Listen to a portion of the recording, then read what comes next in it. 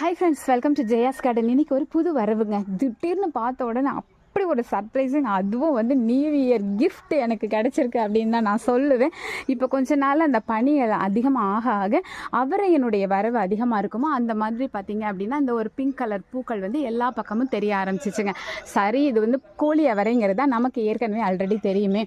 So இந்த பக்கம் வந்து கோழி அவரை நான் போடலை. பட் இந்த பக்கம் தான் வந்து போன வருஷம் கோழி அவரை போட்டனால தொட்டி மண்ணில் எப்படினாலும் வளரும் தெரியும், அதனால் நான் போடலைங்க. பார்த்தா அதே மாதிரியே இந்த தொட்டியில் ஒன்று அந்த தொட்டியில் ஒன்று வளர்ந்து பாருங்களேன், கம்ப்ளீட்டாக இவங்க இருந்தாங்க. ஆனால் இந்த பக்கம் வர வாய்ப்பே இல்லை. கொடி அங்கேருந்து இங்கே வரவே இல்லையே. ஆனால் இங்கேயும் பிங்க் கலர் பூ பூத்துருக்காளே அப்படின்னு சொல்லிட்டு நேற்று தான் நினச்சிட்டு போனேன். அங்கேருந்து கொடியே வரல, ஆனால் இங்கேயும் ஒரு பிங்க் கலர் பூ இருக்குது. சரி, எப்படி வந்தான்னு தெரியல அப்படின்னு சொல்லிட்டு மனசில் நினச்சிட்டு போயிருந்தேங்க. அதுக்கப்புறம் இன்னொரு கவலையும் மனசுக்குள்ளே நினச்சேன். அந்த கவலையை வெளியெல்லாம் சொல்லவே இல்லைங்க, மனசுக்குள்ளே நினச்சிட்டு வீடியோ கூட எடுக்கலைங்க. அதாவது எனக்கு பிங்க் கலர் அவரை வளர்க்கணும்னு எனக்கு ரொம்ப ஆசை.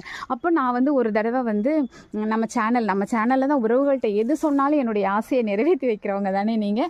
நான் பிங்க் கலரில் எனக்கு அவரை வளர்க்கணும்னு ஆசையாக இருக்குது அப்படின்னு சொன்னோன்னு ஒரு சிஸ்டர் எனக்கு பிங்க் கலர் அவரே கொடுத்துட்டாங்க.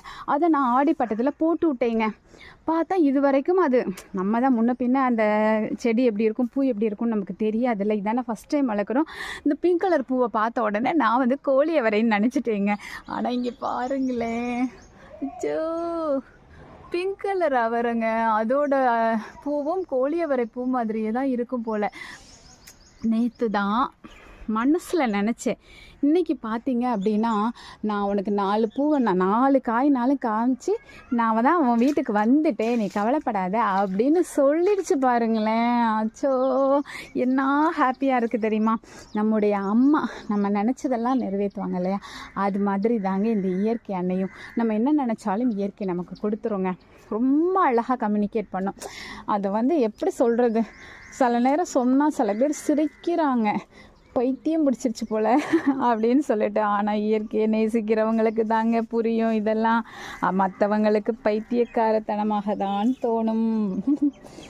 சரி, எது எப்படியோ பிங்க் கலர் அவரையும் வந்துட்டாங்க. நம்ம வீட்டில் வந்துருச்சுன்னா நமக்கு நீங்களாம் கவலையே பட வேணாம். எப்படியாவது அதில் நிறைய நம்ம ஆசை தீர சாப்பிட்டு முடிச்சுட்டு அதுக்கப்புறம் பார்த்தீங்கன்னா விதைக்கி விட்டுருவேன். அதுக்கப்புறம் உங்களுக்கு நான் கண்டிப்பாக ஷேர் பண்ணிடுவேங்க. முடிஞ்சால் நல்லா வந்துச்சுன்னா இப்போயே கூட ஷேர் பண்ணி உங்களை பத்திரமா வச்சுக்க சொல்கிறேன். சரிங்களா? ஓகே, பாய்.